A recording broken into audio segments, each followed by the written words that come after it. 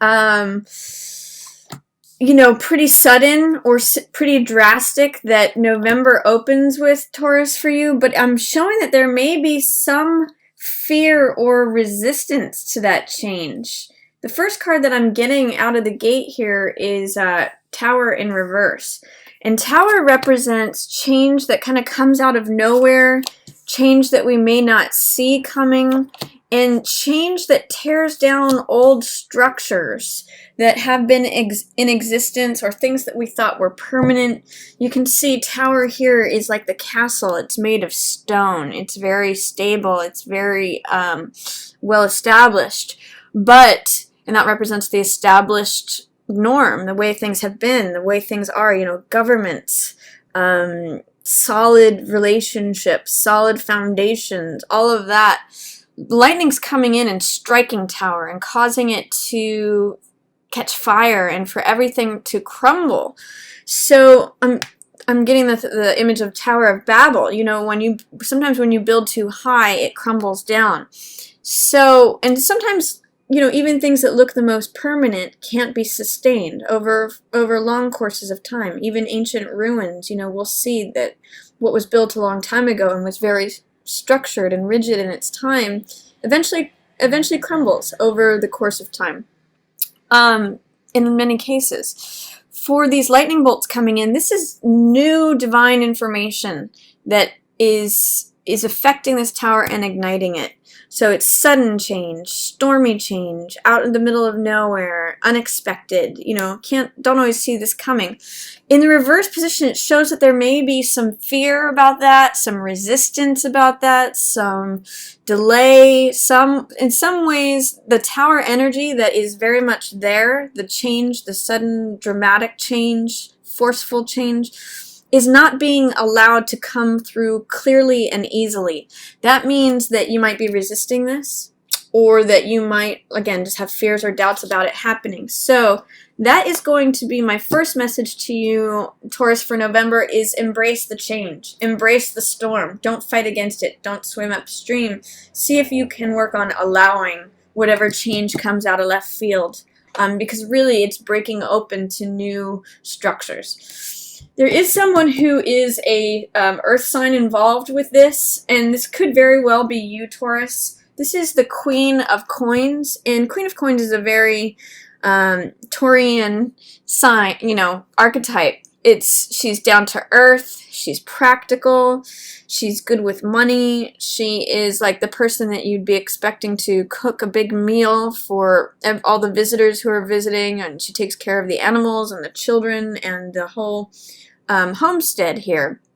And she is looking away from this tower.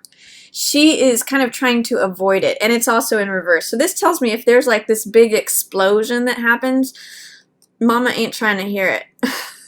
Or, you know, she's just trying to look the other way and pretend that that's not happening over here in the background.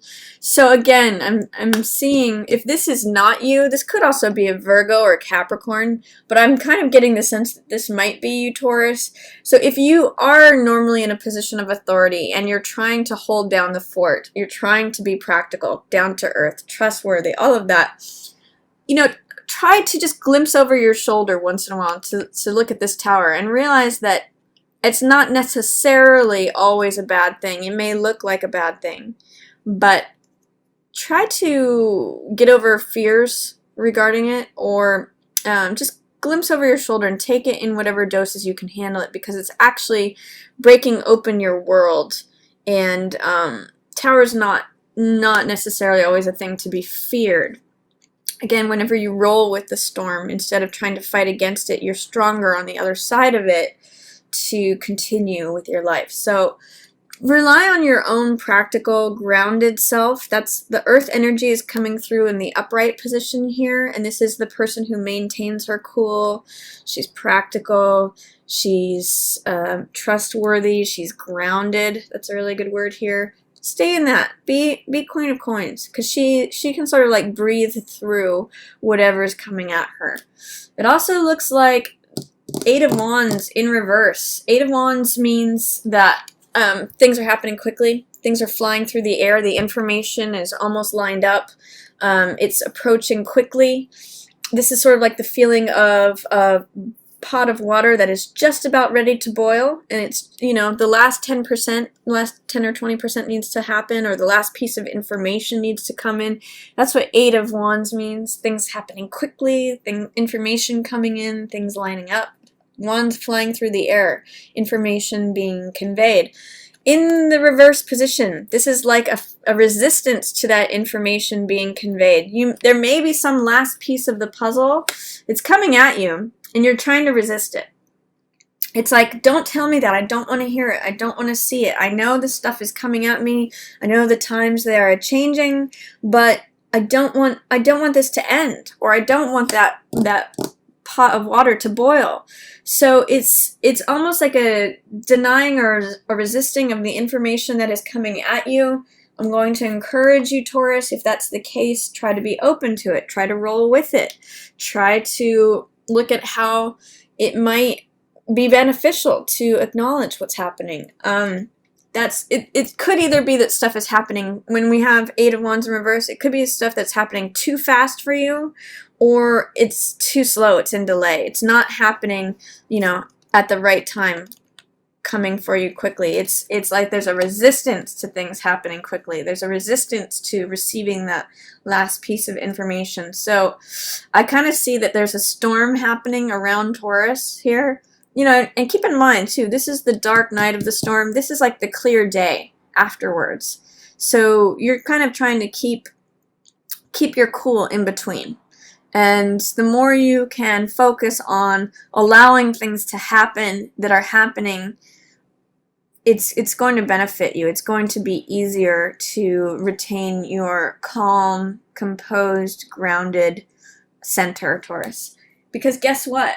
After all that, just like when it rains, it's actually really funny pictorially with the images of the weather here, because if you look at the progression of the weather in these three cards that are surrounding who I'll call Taurus, we've got the storm that happens that you really don't want to happen in reverse. We've got the new information coming in, the thing almost being complete. It's 80 to 90% lined up, and it's a clear day in the background, like when after it rains we see these big cumulus clouds. That's being semi-resisted, but you know, here it is, the blue day. And then here is Ace of Cups. My cup runneth over. This is like, you know, when the new day arrives after it's rained and stormed. It's given all this life to this new flowers. Heart's energy. Cups represent heart or emotion, so it's like having your heart filled. It's the dove of peace arrives. So this is Ace of Cups, which means a new beginning of the heart. And as you can see, it kind of means joy, compassion, love, a new passion perhaps. It's that same echoing of the new moon in Scorpio energy that we've seen. New moon Scorpio is new passions, new desires. Aces are always new beginnings. Heart, Cups energy represents heart, which has to do with emotions and desires. So you're really busting forth into new desire, new passion. And for Taurus, this is regarding your relationships, because Taurus, you know, that new moon in Scorpio just happened in your 7th house. House of partnerships. So there may be a new blooming in your relationships, or a desire for peace, a desire for passion, a desire for joy, compassion. You know, the lotus represents enlightenment and compassion in the Buddhist tradition. So this is all a new desire, new passion in regards to relationships. So enjoy that, Taurus. You might have to get through a little bit of a storm here at the beginning of November to get through that, but don't resist it. Don't resist it. There's good stuff here for you on the other side. It says, too, you know, you may have to become like a child again, Taurus, in order to get there. You may have to drop feeling like the expert or the queen. You know, if I look at who these two people are, I'll actually put them like this, because he follows her. is this person's the person who's the expert. She knows a lot. She's been through a lot. That's what gives her her experience and her wisdom and her knowledge, her composure. This one, the page, is the younger version of this person. So this could be male or female, but I look at it as like the younger version. This is who this person used to be, had to graduate through to become. This is the apprentice, the person who's studying and learning about coin energy for the first time. So page is open and willing to be the novice, willing to be the beginner, willing and enthusiastic, and is like, sign me up. I want to soak up everything that I can. I want to learn. And it could be related to money. It could be related to values. It could be related to lifestyle. But there is some resistance on your part, Taurus, of being the novice again, being the person who doesn't have the experience. This may mean that you're not willing to go into an area as a non-expert, as the non-authority. This person doesn't have the authority. This is like the newbie on the block. This is the rookie, is a good word for this. But what I'm seeing is that in order to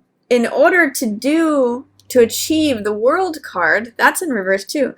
In order to get to this, which is showing up for you here in the middle of the month, you have to be willing to be the rookie. Be the young part of yourself. Be the young earth sign that you used to be. Be willing to sign up as the novice and take on the role of the enthusiastic, willing, optimistic parts of page, because that's really leading you to world. And world means feeling free, feeling supported, feeling like your complete self that's getting support from the entire celestial sphere. I mean, we've got Leo the lion representing the fire energy and energy of, courageousness.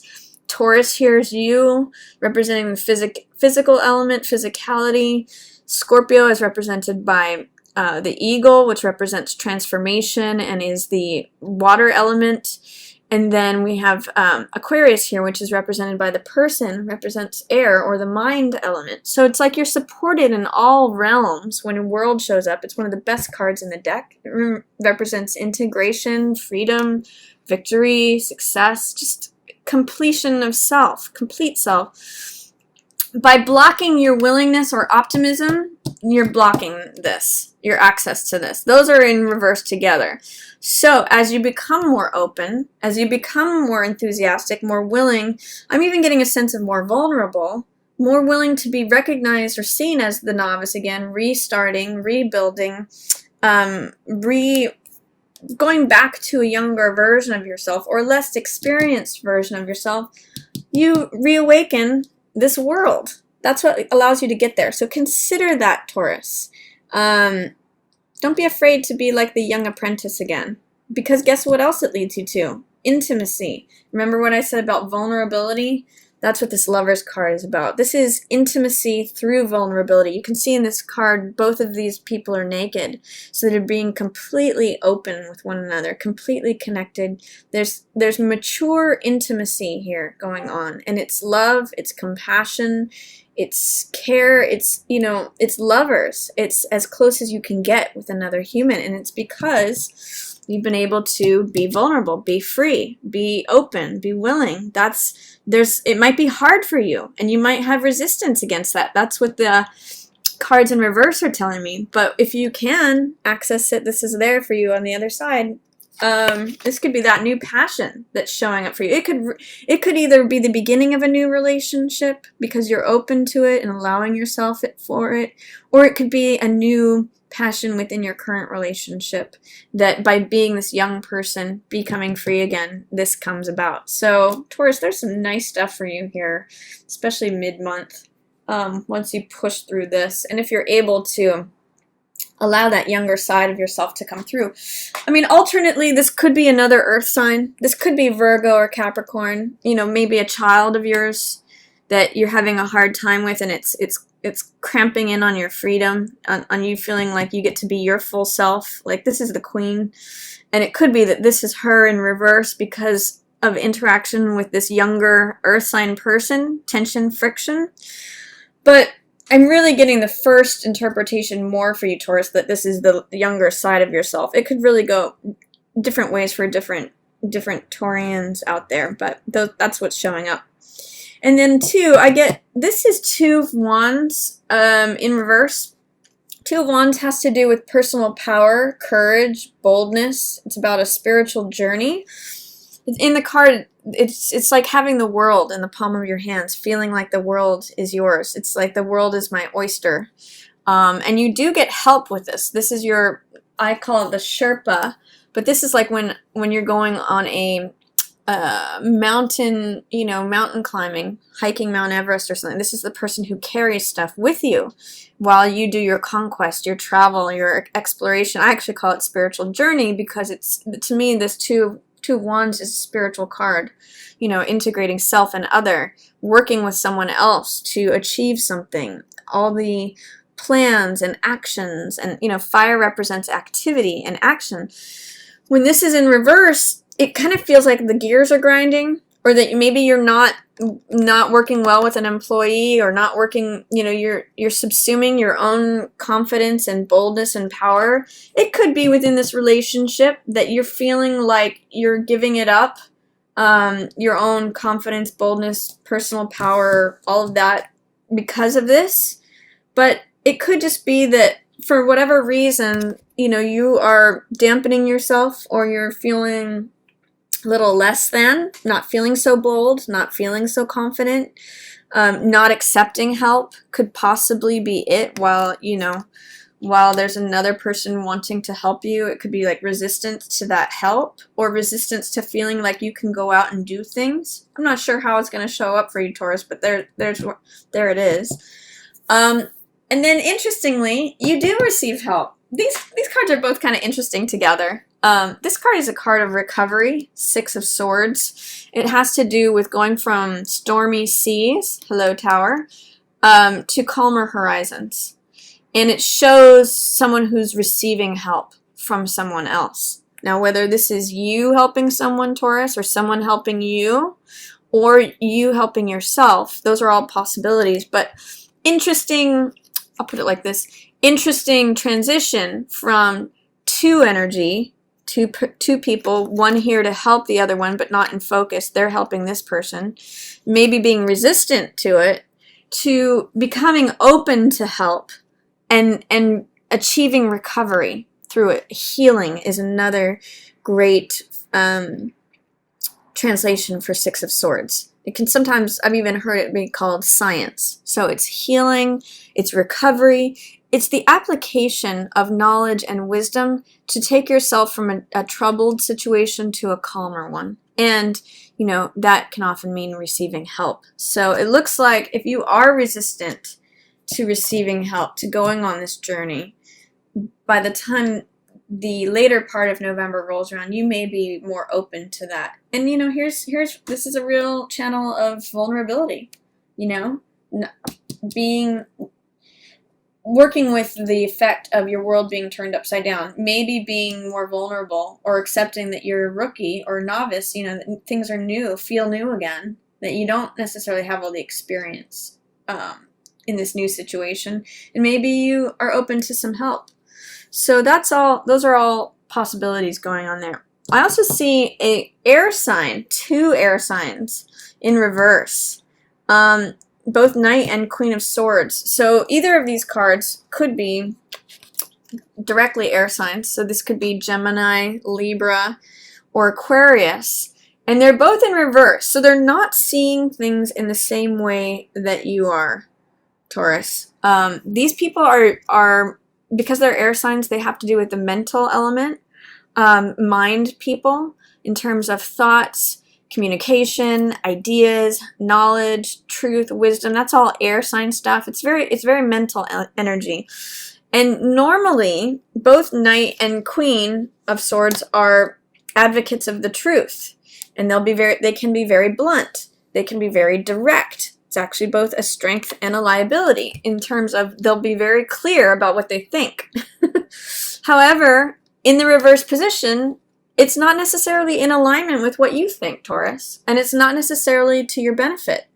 So there could be a person who's in an authority position who is saying things that are very curt to you, Or if this is you, that you're interpreting you as both of these queens, you know, this could be you not in your own truth, not feeling like you have the right to say what you want to say or defend your truth, because that's what Queen of Swords does. Or these could be other people. I mean, again, this could be a Gemini man, a Libra man, Aquarius man.